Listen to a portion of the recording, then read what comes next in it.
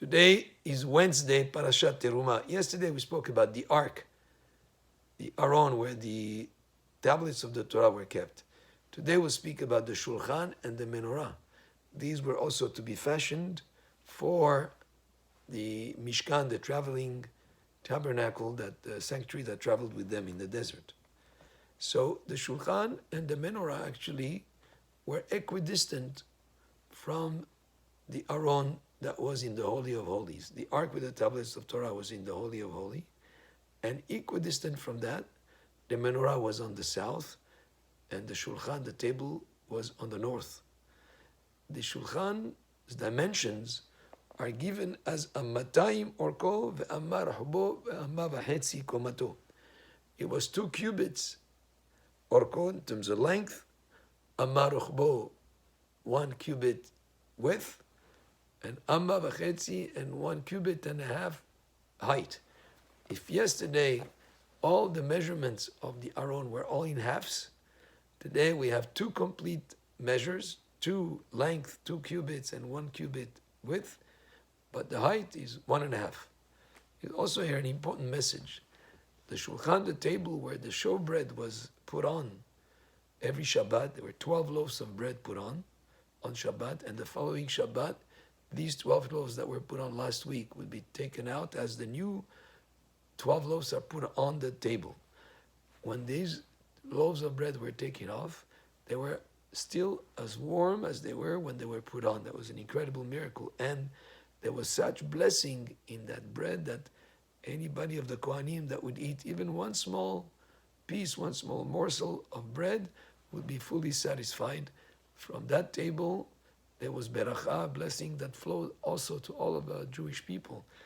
That table represented the material blessings, abundance materially. And the measurements were whole, 2 cubits in length, but 1 cubit in width, to symbolize that a person should be satisfied with what he has. It's not about quantity, it's more about quality.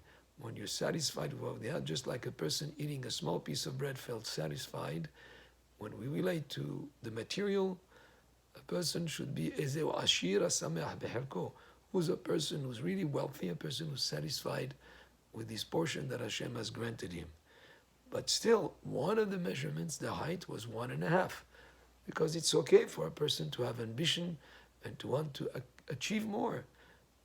The trick is, the whole purpose for achieving more is not as a purpose unto itself, but rather to use the more that you'll be able to accomplish and to have, to better serve Hashem, to better provide for your family, to better do with it mitzvot.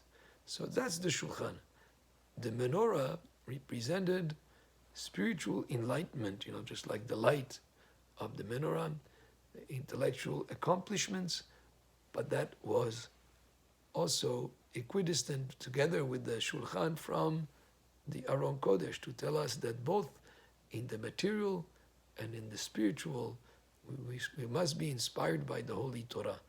And the Holy Torah is what governs both spiritual pursuits and the material. It's just as important to apply Torah in kosher food as it is to apply Torah in business dealings with other people, in honesty and in accordance with the laws of the Torah.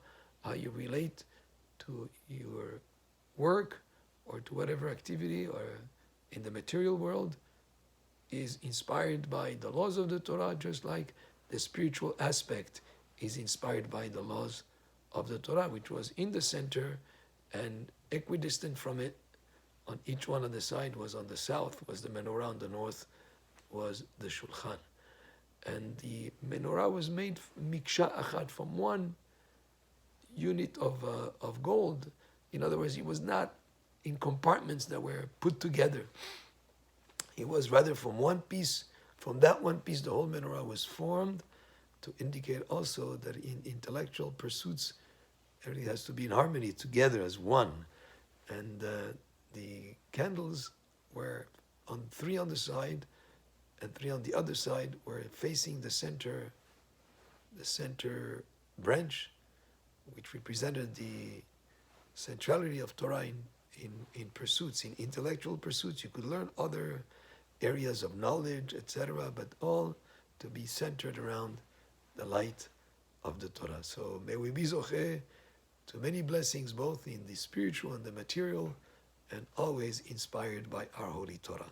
Baruch Adonai le'olam, amen ve'amen.